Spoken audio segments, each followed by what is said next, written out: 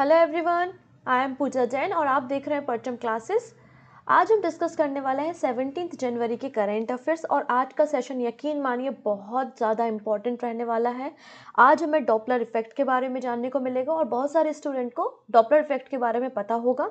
हम आज miss universe के बारे में चर्चा करेंगे, बीआरओ में अपॉइंट होने वाली पहली फीमेल ऑफिसर के बारे में चर्चा करनी है, हमें विराट कोहली की ओडीआई रैंकिंग के ऊपर चर्चा करनी है और काफ़ी कुछ नया है यहाँ पर आज सीखने के लिए। मतलब आज का करंट अफेयर्स का सेशन जो भी अटेंड कर रहा है यकीन मानेंगे कि एक ना एक क्वेश्चन यहाँ पर आपको सीखने को मिलने वाला है, क्योंकि आज हम वर्ल्ड इकोनॉमिक फोरम के बारे में और वो कौन कौन सी रिपोर्ट पब्लिश करता है वो भी सीखने वाले हैं विथ एमसीक्यू। तो वीडियो को पूरा देखना है क्योंकि वीडियो के लास्ट में काफ़ी सारे एमसीक्यू हैं, फिर क्वेश्चन ऑफ द डे है जिसका आंसर कमेंट सेक्शन में देना है और जो भी मैं करंट अफेयर्स अभी डिस्कस करने वाली हूँ उसकी जो हेडलाइंस है या क्विक रिवीजन आपको पीछे मिल जाएगा, जिससे आप बहुत अच्छे नोट्स प्रिपेयर कर सकते हैं। ठीक है, नोट्स खुद से प्रिपेयर कर रहे हैं तो बहुत अच्छी बात है। अगर टाइम नहीं मिल पा रहा है और खुद से नोट्स प्रिपेयर नहीं कर पा रहे हैं तो भी कोई गल नहीं है, टेलीग्राम को ज्वाइन कर लेंगे और टेलीग्राम से करंट अफेयर्स के जो पीडीएफ है वो फ्री ऑफ कॉस्ट आपको मिल जाएगा।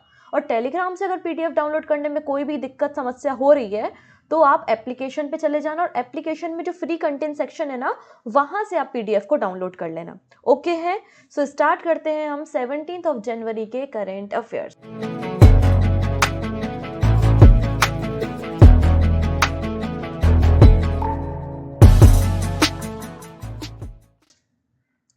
सबसे पहले नेशनल स्टार्टअप डे। अब देखो ये पहली बार हुआ इसलिए छूट गया। 16 जनवरी को प्राइम मिनिस्टर मोदी ने कहा कि हम नेशनल स्टार्टअप डे हर साल 16 जनवरी को सेलिब्रेट करेंगे, तो इसलिए ये दिन रह गया था, तो आज हम इसे डिस्कस कर लेते हैं।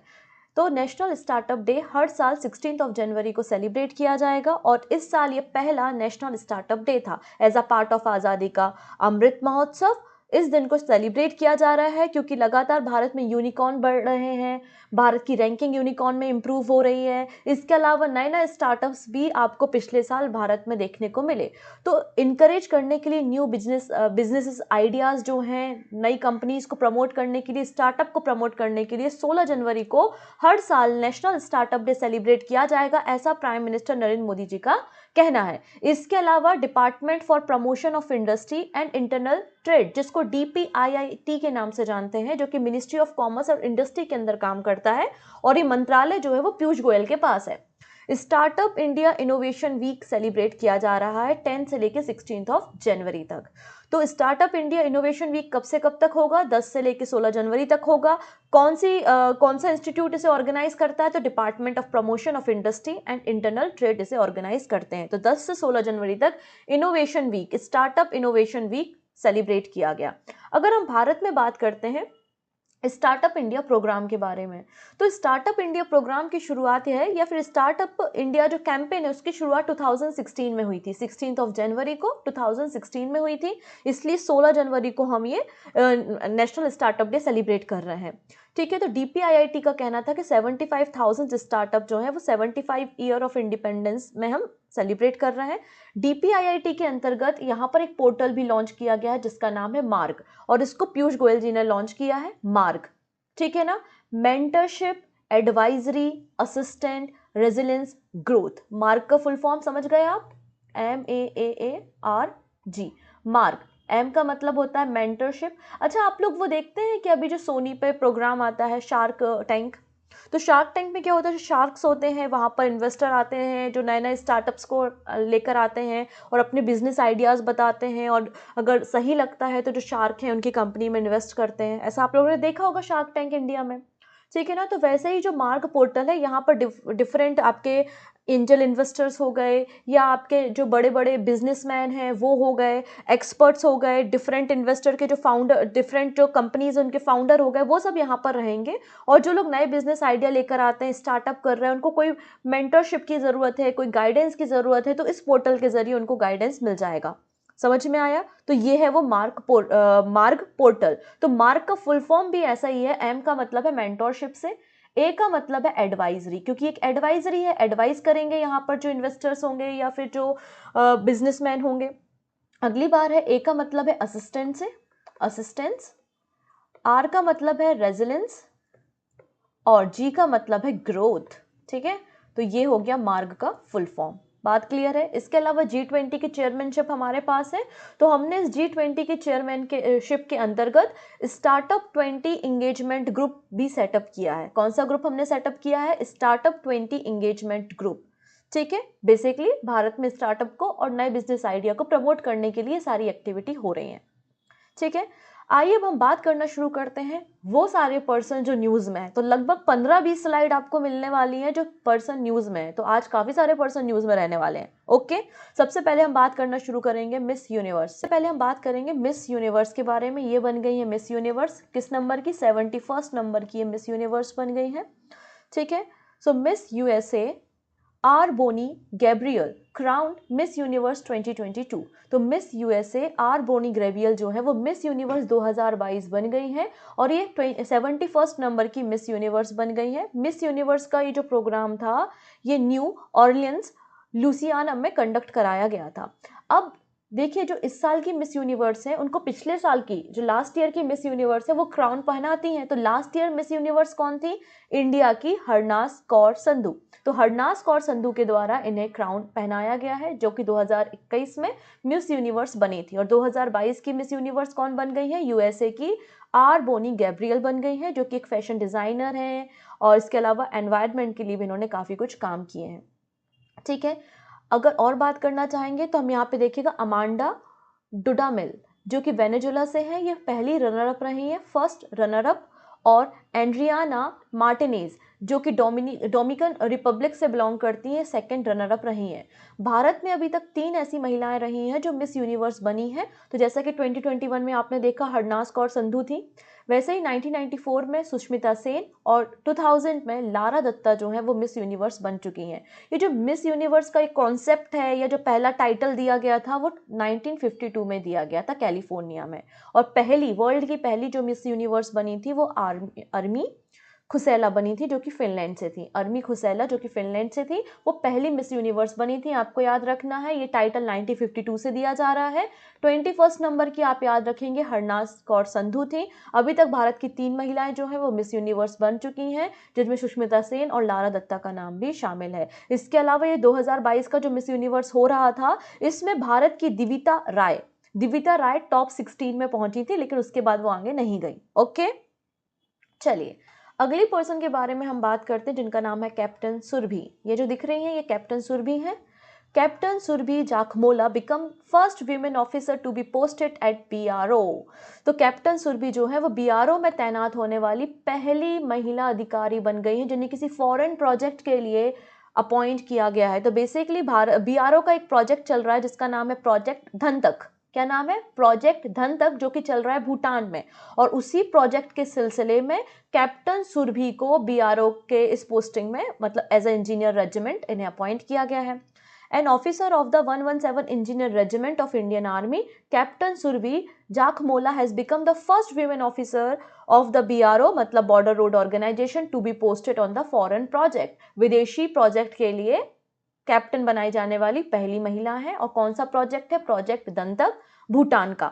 हमारा जो बीआरओ है मतलब बॉर्डर रोड ऑर्गेनाइजेशन है, वो भारत का जो भी बॉर्डर एरिया है उसमें इंफ्रास्ट्रक्चर डेवलपमेंट और रोड कंस्ट्रक्ट करने का काम करता है। इसके अलावा हमारे पड़ोसी जो मुल्क हैं, पड़ोसी जो देश हैं जैसे भूटान, नेपाल, वहाँ पर भी अगर कुछ कंस्ट्रक्शन का काम होता है तो वो बीआरओ संभालता है। हमारी नेबरिंग कंट्री का भी ये काम करता है।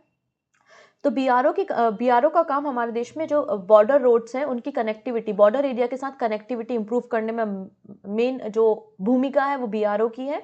और बीआरओ को ट्रांसफर कर दिया गया था मिनिस्ट्री ऑफ डिफेंस में 2015 में 2015 में।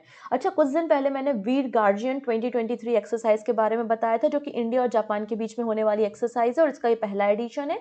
ये बात हमने डिस्कशन किया था और जिसमें हमारी अवनी चतुर्वेदी यहाँ पे सुखोई फाइटर जेट को उड़ाने वाली हैं। अगर बीआरओ के बारे में बात करते हैं तो 7 मई 1960 को बीआरओ का फॉर्मेशन हुआ था, नई दिल्ली में इसका हेड ऑफिस है और राजीव चौधरी वर्तमान में डायरेक्टर जनरल हैं। अच्छा, 7 मई से मुझे याद आता है 7 मई 1861 को रविन्द्रनाथ टैगोर, गुरुदेव जी का भी बर्थ एनिवर्सरी होती है, ठीक है। और रविन्द्रनाथ टैगोर जी की बायोग्राफी मैंने कल डिस्कस की थी, नहीं देखी है तो प्लेलिस्ट में जाके चेकआउट कर लीजिएगा। मैंने सारे पॉइंट, कब इन्हें नोबेल प्राइज मिला, किस रचना के लिए मिला, इनकी आइडियोलॉजी क्या थी, जो भी कंट्रीब्यूशन रहा है, नाइटहुड का टाइटल कब मिला, कब इन्होंने नाइटहुड के टाइटल को त्याग दिया, एटसेट्रा, जितने भी क्वेश्चन बन सकते हैं एमसीक्यू के फॉर्मेट में वहां पे कवर किए हैं, तो आप उसे देख लेंगे, ठीक है। चलिए अगले पर्सन के बारे में बात करते हैं। रिसेंटली हमने प्रवासी भारतीय दिवस सेलिब्रेट किया इंदौर मध्य प्रदेश में, और वहां पर प्रवासी भारतीय सम्मान भी दिए गए, ठीक है। अब यहाँ पर प्रवासी भारतीय सम्मान 2023 की कैटेगरी में मैं एक पर्सन के बारे में आपको बताती हूँ जिन्हें प्रवासी भारतीय सम्मान दिया गया है। वो कौन है? थिरुनदेशन। थिरुनदेशन जो कि श्रीलंका से बिलोंग करते हैं, इन्हें प्रवासी भारतीय सम्मान अवार्ड 2023 दिया गया। क्यों दिया गया? क्योंकि इन्होंने भारत और श्रीलंका के रिलेशन को मजबूत करने में कंट्रीब्यूट किया है, इन्होंने कम्युनिटी वेलफेयर में काम किया है, और जब कोविड-19 के क्राइसिस चल रहे थे तो उन्होंने फंड रेज करके जो इंडियंस थे श्रीलंका में उन्हें असिस्टेंट प्रोवाइड करने का काम भी किया था। तो इन्होंने लगातार भारत और श्रीलंका के बिजनेस को भी प्रमोट करने का काम किया है। इसलिए गवर्नमेंट ऑफ इंडिया ने प्रवासी भारतीय दिवस के दिन प्रवासी भारतीय सम्मान अवार्ड थिरुनदेशन को दिया है, जो कि सेकंड नंबर के श्रीलंकन पर्सन बन गए हैं, सेकंड नंबर के इंडियन डायस्पोरा बन गए हैं जिन्हें प्रवासी भारतीय सम्मान दिया गया। और इस बार की खास बात पता क्या थी? 30 व्यक्ति, 30 लोगों का एक डेलीगेशन या ग्रुप जो है प्रवासी भारतीय सम्मेलन में शामिल हुआ था, जो अभी तक का श्रीलंका से आने वाला सबसे बड़ा ग्रुप है।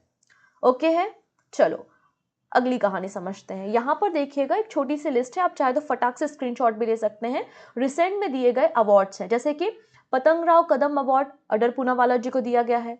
Lifetime achievement award at 15th Jaipur film festival में director and actor Aparna Sen को दिया गया था। असम वैभव अवार्ड असम का हाईएस्ट सिविलियन अवार्ड होता है, जो कि डॉक्टर तपन सेखिया को दिया गया था कैंसर के ट्रीटमेंट के लिए काम करने के लिए। बेस्ट पुलिस यूनिट का अवार्ड आपको दिखाया मैंने बताया, जलना इन नागपुर पुलिस महाराष्ट्र को दिया था। वहीं UN habitat world habitat award 2023 जगह मिशन उड़ीसा स्टेट को दिया गया था, और जगह जो मिशन है वो स्लम एरिया में इंफ्रास्ट्रक्चर के लिए और उनके मेंटेनेंस का काम ये पूरा करता है, ठीक है। चलिए अब यहाँ पे लगातार हम 2 बुक्स के बारे में डिस्कस करने वाले हैं। ये है प्रिंस हैरी, रॉयल फैमिली से बिलोंग करते हैं, ब्रिटेन की, सभी को पता है, ठीक है। तो Prince Harry Duke of Sussex has release his memory title Spare. The book has return with the assistant of whom.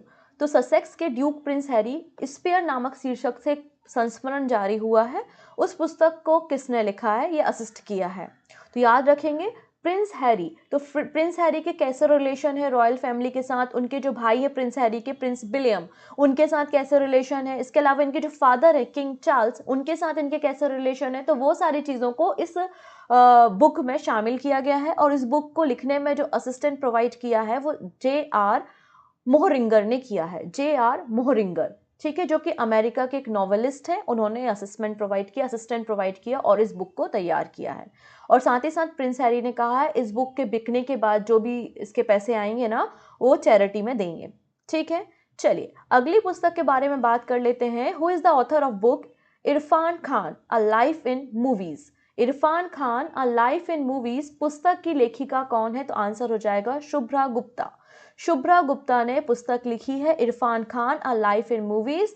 तो इरफान खान जब पहले NSD मतलब नेशनल स्कूल ऑफ ड्रामा में थे, वहाँ से इनकी कैसी जर्नी शुरू होती है और फिर कितने लंबे समय तक टेलीविजन में, मूवी में, बॉलीवुड में काम करते, तो इनकी जो पूरी जर्नी रही है वो इस पुस्तक में इन्होंने बताई है। और मार्च 2023 में ये बुक रिलीज की जाएगी। तो Irfan Khan, a life in movies, इस पुस्तक की लेखिका कौन है? शुभ्रा गुप्ता है। तो ये दोनों पुस्तक आपने देख ली। अब अगली जो स्लाइड है उसका आपको स्क्रीनशॉट लेना है, ठीक है। ये रिसेंट में लॉन्च हुई बुक्स हैं, जैसे कि अंबेडकर अलाइव, शशि थरूर की पुस्तक है। ह्यूमन एनाटॉमी, इस पुस्तक को डॉक्टर अश्विनी कुमार द्विवेदी ने लिखा है, जबकि इसको गवर्नर ऑफ मध्य प्रदेश ने लॉन्च किया है, रिलीज किया है। नजान साक्षी, के अब्दुल गफार जी की ऑटोबायोग्राफी है, महेंद्र सिंह धोनी जी के द्वारा से रिलीज किया गया है। तो ये रिसेंट में रिलीज हुई कुछ पुस्तक है, बुक्स है, आप इनका स्क्रीनशॉट ले सकते हैं। ओके है, चलो अब बात करने वाले हैं हम 2 स्पोर्ट्स पर्सन के बारे में। पहले हैं फ्रांस फुटबॉल टीम के captain Hugo Lloris retire from the international cricket. तो फ्रांस फुटबॉल टीम के कप्तान ह्यूगो लॉरिस ने अंतर्राष्ट्रीय फुटबॉल से संन्यास की घोषणा कर दी है और केवल 36 ईयर्स के हैं। इन्होंने फ्रांस को 4 अलग अलग वर्ल्ड कप में और 3 यूरो कप में रिप्रेजेंट किया है। 4 वर्ल्ड कप में और 3 यूरो कप में फ्रांस को इन्होंने रिप्रेजेंट किया है। फ्रांस की फुटबॉल टीम के कप्तान रहे हैं ह्यूगो लॉरिस और इन्होंने अपना जो डेब्यू किया था, पहला जो मैच खेला था वो 2008 में खेला था और इन्होंने इंटरनेशनल फुटबॉल से संन्यास ले लिया है।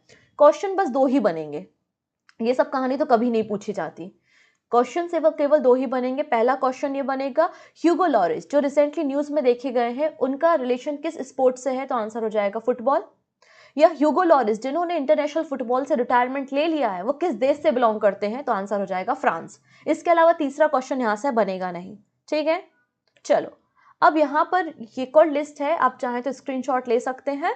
ये रिसेंटली वो प्लेयर्स हैं जिन्होंने, क्रिकेटर नहीं, यहाँ पे क्रिकेटर की जगह प्लेयर्स होना चाहिए, ये वो प्लेयर्स हैं जिन्होंने रिसेंटली अपने फील्ड से रिटायरमेंट लेने की बात की है। जैसे कि गैरेथ बेल जो इंटरनेशनल फुटबॉलर थे वेल्स के, इन्होंने रिटायरमेंट की बात की है। फिर सानिया मिर्जा, इन्होंने टेनिस से रिटायरमेंट लेने की बात की है, इंडिया से बिलोंग करती हैं। वैन स्ट्रोक क्रिकेटर हैं और इंग्लैंड से हैं। ठीक है, तो आप इस लिस्ट को भी देख सकते हैं। तो देखिएगा, आज के फुटबॉलर हो गए और एक करीम बेंजेमा जो कि इंटरनेशनल फुटबॉलर हैं फ्रांस से, तो ये भी फ्रांस से हैं। और आज के जो हैं ह्यूगो लॉरिस, ये भी फ्रांस से हैं। ठीक है, चलिए अब बात करेंगे हम OECD के बारे में। अब ये OECD क्या होता है? Organisation for economic cooperation and development. Organisation for economic corporation and development OECD होता है। ठीक है, पेरिस फ्रांस में इसका हेड ऑफिस है। अब न्यूज़ पे आते हैं। न्यूज़ है, Claire Lombardelli appointed as OECD chief economist. तो क्लेयर लोम्बार्डिली को OECD का चीफ इकोनॉमिस्ट मतलब मुख्य अर्थशास्त्री के रूप में चुना गया है। ठीक है, जो इनका जो टेन्योर है वो 2 मई 2023 से शुरू होगा। इसके पहले इन्हें 20 साल का एक्सपीरियंस है इकोनॉमिक एनालिसिस में। यूके की पॉलिसी मेकिंग में इन्होंने कंट्रीब्यूट किया है और बैंक ऑफ इंग्लैंड में भी इकोनॉमिस्ट की तरह इन्होंने काम किया है। अब ये OECD की चीफ इकोनॉमिस्ट होंगी, तो इनका नाम आपको याद रखना है। ठीक है, यूके से बिलोंग करती हैं। अगले पर्सन के बारे में बात करेंगे। Writer K Venu receive Federal Bank literacy award 2023। लेखक के वेणुगोपाल को फेडरल बैंक लिटरेरी अवार्ड 2023 से सम्मानित किया गया है। अभी देखिएगा, रिसेंटली हुआ क्या था, 6th edition Kerala literature festival Kozhikode beach पे आयोजित किया गया था और इसी केरला लिटरेचर फेस्टिवल में के वेणु जी को फेडरल बैंक लिटरेरी अवार्ड दिया गया है इनकी अपनी खुद की ऑटोबायोग्राफी के लिए। और ऑटोबायोग्राफी थोड़ी सी बड़ी है, अगर कुछ गलती हो जाए तो माफ करना। ऑटोबायोग्राफी है यहाँ पे औरब वेस नथिन्थे कथा। ठीक है, आप इसको देख लीजिएगा। तो जो आपके फेडरल बैंक के डायरेक्टर हैं बाल गोपाल चंद्रशेखर जी, उनके द्वारा, जो चेयरमैन है, उनके द्वारा ये प्राइज इन्हें दिया गया है। अगले प्राइज देखेंगे हम। DNPA announce digital impact award 2023। अब ये DNPA क्या होता है? Digital news publisher association DNPA होता है। इनके द्वारा डिजिटल इम्पैक्ट अवार्ड डिस्ट्रीब्यूट किए गए हैं 8 अलग अलग कैटेगरी में। ठीक है, जो इंपॉर्टेंट कैटेगरी है वो मैं आपको बताती हूँ। सबसे पहले फॉर हेल्थ, मतलब किसने अच्छे तरीके से डिजिटल मीडिया का यूज़ करते हुए हेल्थ के सेक्टर में प्रमोशन किया है या हेल्थ के सेक्टर में काम किया है, तो आंसर हो जाएगा कोविन एप्लीकेशन। आई होप सभी ने 2 सालों के दौरान जो कोविड का क्राइसिस चल रहा था, सभी लोगों के मोबाइल में आप देखेंगे कोविन एप्लीकेशन ऑलमोस्ट थी ना। तो फॉर हेल्थ कोविन एप्लीकेशन। ठीक है, for women and child welfare reform Poshan tracker app और Himmat plus app. Ease of living DigiLocker, और ये फैसिलिटी डिजी लॉकर की भी जैसे मेरे फ़ोन में, ऐसे कई सारे लोगों के फ़ोन में ऑब्वियसली इन्होंने यूज़ की होगी। फाइनेंशियल रिफॉर्म में प्रधानमंत्री Jan Dhan Yojana PMJDY। For human resource development and education Diksha. और for sustainability and environment protection के लिए कैंपा। ठीक है, तो ये 8 अलग अलग कैटेगरी में डिजिटल इम्पैक्ट अवार्ड 2023 दिए गए हैं। अगली बात कर लेते हैं यहाँ पे क्रिटिक्स चॉइस अवार्ड तो 2 अलग अलग कैटेगरी में RR मूवी को क्रिटिक्स चॉइस अवार्ड दिए गए हैं। वो कौन कौन सी 2 कैटेगरी हैं, आइए हम समझते हैं। पहला तो सॉन्ग कैटेगरी है, नाटू नाटू, ये बात तो आपको पता है क्योंकि नाटू नाटू को जो है वो गोल्डन ग्लोब अवार्ड भी दिया गया है ना। चलिए, तो Rajamouli film RRR wins critics choice award for the best song. तो RRR जो मूवी है उसको 28 क्रिटिक्स चॉइस अवार्ड 2023 में बेस्ट फॉरेन लैंग्वेज फिल्म और बेस्ट सॉन्ग के लिए चुना गया है। ठीक है, इसके अलावा गोल्डन ग्लोब अवार्ड्स में भी जो बेस्ट फॉरेन लैंग्वेज के लिए नॉमिनेट की गई थी पिक्चर, लेकिन इसे मिला नहीं, मिला अर्जेंटीना 1985 को था। ठीक है, लेकिन best song golden globe award भी मिला है और क्रिटिक्स चॉइस अवार्ड भी बेस्ट सॉन्ग में जो है वो RRR मूवी को दिया गया है, नाटू नाटू सॉन्ग को। और जो नाटू नाटू सॉन्ग है उसको कंपोज किसने किया है, MM खीरावनी ने किया है। ठीक है, चलिए अब बात कर रहे हैं हम बैंकॉक ओपन टेनिस टाइटल के बारे में। तो रिसेंटली बैंकॉक थाईलैंड में बैंकॉक ओपन टाइटल 2023 ऑर्गेनाइज किया गया था, जिसमें मेंस डबल का टाइटल हमारे भारत की टीम ने जीता है। और उस टीम में कौन कौन था, तो उस टीम में थे यूकी भामरी एंड साकेत माइनेनी। ठीक है, यूकी बामरी और साकेत माइनिनी, इन्होंने बैंकॉक ओपन टेनिस टाइटल अपना नाम कर लिया है। तो इसका ये मतलब हुआ कि जो अपकमिंग अभी जो ऑस्ट्रेलियन ओपन होने वाले हैं वहां पर इन्हें वाइल्ड कार्ड एंट्री मिल जाएगी। तो ये नेक्स्ट compete कहाँ करने वाले हैं, ऑस्ट्रेलियन ओपन में करने वाले हैं। ठीक है, तो याद रखिएगा कि भारत का कौन सी टीम है जो ऑस्ट्रेलियन ओपन में जाएगी, तो वो इनकी टीम है। ओके, अब बात करते हैं विराट कोहली के बारे में। विराट कोहली अभी कुछ दिनों से अच्छा खेल रहे हैं, देख रहे होंगे आप लोग भी, जब से मथुरा वृंदावन भगवान जी के दर्शन करके आए तब से काफ़ी उम्दा खेल रहे हैं। Virat Kohli become the 5th highest run scorer in the ODI cricket. इन्होंने महिला जयवर्धने को पीछे कर दिया है और 5वें नंबर के हाईएस्ट रन स्कोरर बन गए हैं ODI क्रिकेट में। और अभी जो सीरीज चल रही है अगेंस्ट श्रीलंका, उसमें इन्होंने अपना अच्छा परफॉर्मेंस किया और उसके बाद इस टारगेट को अचीव कर पाए हैं। तो अगर टॉप 5 के बारे में बात करें, सबसे ऊपर है सचिन तेंदुलकर, सेकंड नंबर पे कुमार संगकारा है, थर्ड नंबर पे रिकी पॉन्टिंग, चौथे नंबर पे आप देखेंगे सनत जयसूर्या और 5वें नंबर पे विराट कोहली पहुंच गए हैं। पहले 5वें नंबर पे महिला जयवर्धने थे, उनको पीछे छोड़ दिया है और अभी 5वें हाईएस्ट रन स्कोरर बन गए हैं ODI क्रिकेट में, वनडे इंटरनेशनल। ठीक, अगली न्यूज़ हम यहाँ पर डिस्कस करते हैं हैदराबाद का निज़ाम। अच्छा, मैंने जब सरदार वल्लभ भाई पटेल जी की बायोग्राफी आपको बताई थी तो मैंने उसमें हैदराबाद के निज़ाम के बारे में आपको बताया था कि उस समय की जो सबसे पावरफुल और सबसे पैसे वाली जो प्रिंसली स्टेट थी वो हैदराबाद के निज़ाम थे। और हैदराबाद के जो अंतिम निज़ाम थे उनका नाम था मीर उस्मान अली खान बहादुर। और मीर उस्मान अली खान बहादुर के जो सक्सेसर या ग्रैंडसन थे वो थे मुकर्रम जहां। ठीक है, मुकर्रम जहां, और इनका भी निधन हो गया है। ठीक है, कहाँ पर, टर्की इस्तांबुल में। तो मुकर्रम जहां बहादुर जो कि 8वें नंबर के निज़ाम थे हैदराबाद के, उनका निधन 89 एज में इस्तांबुल टर्की में हो गया है। इनका जन्म जो है वो 1933 में फ्रांस में हुआ था और इन्हें जो हैदराबाद का 8वां नंबर का निज़ाम 6 अप्रैल 1967 में बनाया गया था, जब मीर उस्मान अली खान जी का निधन हो गया था उसके बाद। तो अब इनका भी निधन हो गया है। तो मुकर्रम जहां जिनका रिसेंटली निधन हुआ है वो 8वें नंबर के निज़ाम थे हैदराबाद के। नेक्स्ट बात करते हैं सारंग 2023 के बारे में। India's largest student run festival begin eight IIT Madras. Bharat का सबसे बड़ा ऐसा फेस्टिवल जो स्टूडेंट के द्वारा रन किया जाता है और उसका नाम क्या है, सारंग है। और सारंग फेस्टिवल कहाँ पर शुरू हुआ है, IIT मद्रास में शुरू किया गया है, जिसकी थीम अगर आप देखेंगे तो थीम है मिस्टिक ह्यूज। ठीक है, ये इसकी थीम रही है। अब पहली बार ये मतलब कोविड के बाद बहुत लंबे समय बाद ये फिजिकल मोड पे कंडक्ट किया गया और ये 28th एडिशन है। कौन सा एडिशन है, 28वें नंबर का एडिशन है। ठीक है, 11 से लेकर 15 जनवरी तक ये पूरा फेस्टिवल कंडक्ट कराया गया है। और सारंग फेस्टिवल के दौरान पेनकिया एक कैंपेन शुरू किया गया है जो कि हेल्थ और हाइजीन अवेयरनेस के बारे में लोगों को बताएगा। तो याद रखेंगे, इंडिया का लार्जेस्ट स्टूडेंट रन फेस्टिवल कौन सा है, सारंग है, जिसको IIT मद्रास के द्वारा कंडक्ट कराया जा रहा है। नेक्स्ट बात करते हैं 8वें नंबर की वंदे भारत एक्सप्रेस के बारे में। तो recently prime minister Modi ji के द्वारा भारत की 8वें नंबर की वंदे भारत एक्सप्रेस को फ्लैग ऑफ किया है, जो कि सिकंदराबाद तेलंगाना से विशाखापट्टनम आंध्र प्रदेश के बीच में चलेगी और लगभग 700 किलोमीटर की डिस्टेंस को ये कवर करेगी। भारत गवर्नमेंट के द्वारा पहली नंबर की जो वंदे भारत एक्सप्रेस शुरू की गई थी वो 2019 में की गई थी, जो कि नई दिल्ली से वाराणसी के बीच में चलती थी।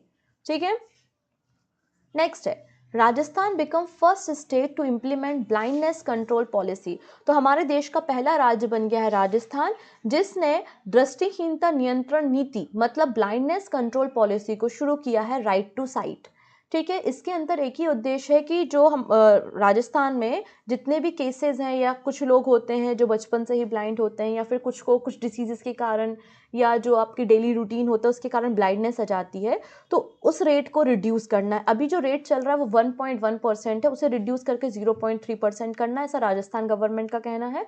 और राजस्थान की जो स्टेट गवर्नमेंट है उन्होंने कहा है कि मैंडेटरी होगा कि जो कॉर्निया ट्रांसप्लांटेशन है वो आई बैंक हर एक मेडिकल कॉलेज में अवेलेबल रहे। ठीक, अब बात करते हैं हम डॉपलर वेदर रडार के बारे में। तो अभी हमारे जो अर्थ साइंस मिनिस्टर हैं डॉक्टर जितेंद्र सिंह, उन्होंने रिसेंटली अनाउंसमेंट किया है कि Bharat Doppler weather radar network 2025 तक लॉन्च हो जाएगा। ये घोषणा इन्होंने 148 foundation day of IMD Indian meteorological department की जो 148वें नंबर का फाउंडेशन डे था उस दिन घोषणा की है। तो भारत को कब तक डॉपलर वेदर रडार नेटवर्क मिल जाएगा? तो आंसर हो जाएगा 2025 तक। ठीक है, अच्छा ये डॉपलर वेदर रडार क्या करेगा? तो ये जो है वो एक्सट्रीम वेदर इवेंट जो हमारे देश में होते हैं उनकी एक्यूरेट जानकारी देगा, एक्यूरेट उनकी मॉनिटरिंग करेगा, जो भी वेदर चेंज या क्लाइमेट चेंज हो रहा है, साइक्लोन आने की प्रोबेबिलिटी है एटसेट्रा, जिससे हमारे जो फार्मर्स हैं उनको पहले से ही इसकी जानकारी दी जा सके और उनके जो फसल है उसके नुकसान को बचाया जा सके। ठीक है ना, IMD ने कहा था कि भारत में जो रडार नेटवर्क है वो इंक्रीज हुआ है। 2013 तक भारत में रडार 15 थे और अब 2023 तक 37 हो गए हैं, जिसको आगे बढ़ाकर 62 करने का लक्ष्य है। ठीक है, अब ये जो डॉपलर वेदर रडार हैं ये 4 सेटअप किए जाएंगे 2025 तक, 4 जगहों पे 2025 तक इनको लगाया जाएगा, हिमाचल प्रदेश, उत्तराखंड एंड जम्मू कश्मीर में। ठीक है, तो कहाँ कहाँ पर? जैसा कि मैंने कहा, सुरकंदा देवी उत्तराखंड में, जोत एंड मुरारी देवी हिमाचल प्रदेश में और बनिहाल टॉप जम्मू एंड कश्मीर में डॉपलर वेदर रडार को लगाया जाएगा। अब ये डॉपलर वेदर रडार क्या होते हैं? तो डॉपलर वेदर रडार जो है वो डॉपलर इफेक्ट पे काम करते हैं। तो कुछ स्टूडेंट हो सकते हैं जिनको डॉपलर इफेक्ट की जानकारी ना हो, तो सिंपल सा आप एग्जाम्पल समझिए। अगर आप इस स्टेशन पे खड़े हुए हैं और एक ट्रेन आती है, तो जब ट्रेन आपके पास आती है तो आपको ट्रेन का हॉर्न बहुत तेज सुनाई देता है, लेकिन ट्रेन जब आपसे दूर होती है तो आपको ट्रेन का हॉर्न स्लो सुनाई देता है। तो ये जो फ्रीक्वेंसी में या जो साउंड की वेलोसिटी है उसमें आपने डिफरेंस देखा। क्यों देखा? क्योंकि ट्रेन मूव हो रही थी, उसकी अपनी एक मूवमेंट थी, जिसके कारण आपको साउंड की इंटेंसिटी में, उसकी फ्रीक्वेंसी में चेंजेस आए। यही आपका डॉपलर इफेक्ट होता है। तो what is the Doppler effect? It referred to change in wave frequency during the relative motion between a wave source and its observer. तो ट्रेन वेव सोर्स था और आप एक ऑब्जर्वर थे और ये रिलेटिव मोशन के कारण आपको इसकी फ्रीक्वेंसी में जो चेंजेस फील हुए वही आपका डॉपलर इफेक्ट कहलाता है। ठीक है, इसको जॉन डॉपलर के द्वारा डिस्कवर किया गया था, who describe it as a process of increasing और decreasing the luminosity of star. Star की चमक इंक्रीज या डिक्रीज होना depending on the relative motion of the star. तो इसी डॉपलर इफेक्ट पे डॉपलर वेदर रडार काम करेंगे और जो जनरेट करेंगे velocity data about object at distance. ठीक है, और फॉरकास्ट करेंगे, मॉनिटर करेंगे और इसके ऊपर एक पैराबोलिक डिश एंटीना होगा जो कि एक्यूरेसी भी आपको प्रोवाइड करेगा इस डिज़ाइन में। क्लियर हो गई इतनी चीज़ें? नेक्स्ट है, लास्ट न्यूज़ है आज की, World economic Forum annual meeting 2023 organise in Davos. तो हर साल स्विट्जरलैंड के दाओस में ही वर्ल्ड इकोनॉमिक फोरम की मीटिंग होती है। तो इस साल भी वर्ल्ड इकोनॉमिक फोरम की जो एनुअल मीटिंग हो रही है वो दाओस स्विट्जरलैंड में हो रही है, जो कि 16 जनवरी से लेकर 20 जनवरी तक रहेगी। लगभग 5 दिनों तक चलने वाली ये मीटिंग रहेगी। ठीक है, कौन सा एडिशन रहेगा? ये 53rd एडिशन रहेगा। कौन सा एडिशन है ये? वर्ल्ड इकोनॉमिक फोरम की एनुअल मीटिंग का ये 53rd एडिशन है और जिसकी इस इवेंट की जो थीम डिसाइड की गई है वो है कॉपरेशन इन फ्रेगमेंटेड वर्ल्ड। अब यहाँ पर डिफरेंट मुद्दों पर डिस्कशन होगा, जैसे कि सबसे इंपॉर्टेंट है climate change, new energy, jobs, health, tech and banking. Okay, अब वर्ल्ड इकोनॉमिक फोरम के बारे में अगर बात करते हैं तो एक नॉन प्रॉफिट ऑर्गेनाइजेशन है, 1971 में बना था। कोलोगनी स्विट्जरलैंड में इसका हेड ऑफिस है और इसके फाउंडर एंड एग्जीक्यूटिव चेयरमैन जो है वो क्लॉस स्कॉप है। अब WEF मतलब वर्ल्ड इकोनॉमिक फोरम हर साल कई सारी रिपोर्ट को पब्लिश करता है, जैसे कि global gender gap report, global risk report, global travel and tourism report, energy transition index और ग्लोबल कॉम्पिटिटिवनेस इंडेक्स या रिपोर्ट। ये 5 जो आपकी ये 6 जो रिपोर्ट्स हैं आपको याद रखनी है, जो कि वर्ल्ड इकोनॉमिक फोरम के द्वारा रिलीज की जाती हैं हर साल। ओके, सो ये आज के हमारे करंट अफेयर्स थे। अब हम बात करते हैं रिवीजन क्वेश्चंस के बारे में। सबसे पहले आज हमने जो भी न्यूज़ देखी उसको हम क्विक रिवीजन ले लेते हैं। मिस यूएसए कौन बन गई हैं? आर बोनी गैब्रियल बन गई हैं मिस यूनिवर्स 2022। तो मिस यूनिवर्स 71 नंबर की मिस यूनिवर्स कौन बन गई है? यूएसए की आर बोनी गैब्रियल बन गई हैं। और इन्हें 2021 की जो मिस यूनिवर्स थी हरनाज कौर संधू, उनके द्वारा क्राउन पहनाया गया है। अगली बात करते इरफान खान आ लाइफ इन मूवी। इस बुक को सुब्रा गुप्ता के द्वारा लिखा गया है और मार्च 2023 तक इस बुक को रिलीज किया जाएगा। प्रवासी भारतीय सम्मान अवार्ड 2023 जो है वो श्रीलंका के थिरू नदेसन को दिया गया है और इस सेकेंड श्रीलंकन बन गए जिनको प्रवासी भारतीय सम्मान दिया गया है। नेक्स्ट है Captain Surbhi Jakhmola become the first women officer to be posted at BRO foreign project. तो भूटान के एक प्रोजेक्ट में इन्हें अपॉइंट किया गया है। नेक्स्ट है फ्रांस फुटबॉल टीम के कप्तान ह्यूगो लॉरिस ने इंटरनेशनल फुटबॉल से संन्यास की घोषणा कर दिया और इनका डेब्यू 2008 में हुआ था। अगले पर्सन के बारे में बात करते हैं जिनका नाम है क्लेयर लोम्बार्डली। इन्हें ओईसीडी का चीफ इकोनॉमिस्ट या मुख्य अर्थशास्त्री अपॉइंट किया है और ओईसीडी का जो आपका हेड ऑफिस है वो पेरिस फ्रांस में देखने को मिलेगा। राइटर है केवेनु, इनको अपनी ऑटोबायोग्राफी के कारण फेडरल बैंक लिटरेरी अवार्ड 2023 दिया गया है, जो कि 6वां एडिशन जो केरला लिटरेसी फेस्टिवल था उसमें दिया गया है। फिर डायरेक्टर है एस राजमौली, उनकी पिक्चर है RRR। इसका सॉन्ग है जिसका नाम है नाटू नाटू, उसे बेस्ट सॉन्ग, और इसके अलावा इस फिल्म को जो है क्रिटिक्स चॉइस अवार्ड दिया गया है। Indian pair of Yuki Bhambri and Saketh Myneni, इन्होंने बैंकॉक ओपन टेनिस टूर्नामेंट जीत लिया है जो कि थाईलैंड में हुआ था और अभी ऑस्ट्रेलियन ओपन में खेलेंगे। Virat Kohli become the 5th highest run scorer in the ODI cricket. तो महिला जयवर्धने को पीछे छोड़ते हुए विराट कोहली जो है 5वें नंबर के हाईएस्ट रन स्कोरर बन गए हैं।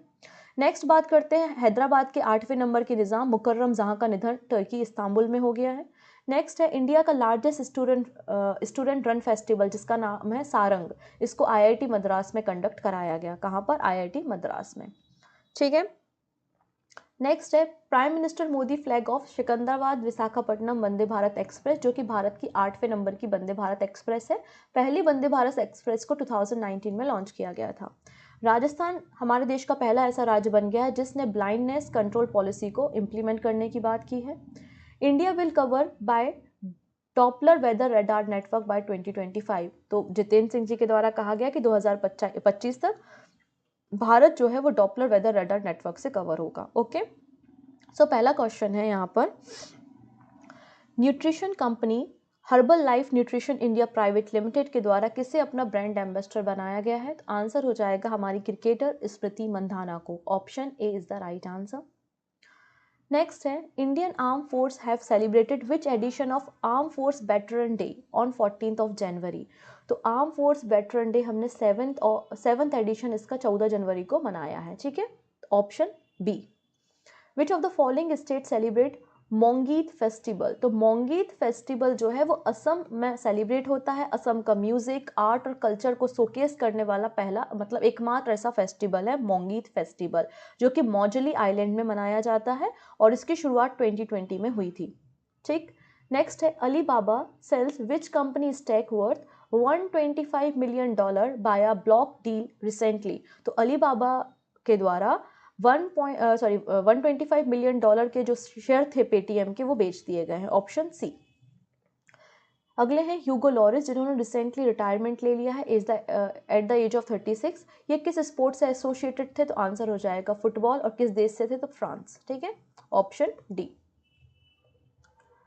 This is question of the day. Global risk report 2023 किस ऑर्गेनाइजेशन के द्वारा रिलीज की गई?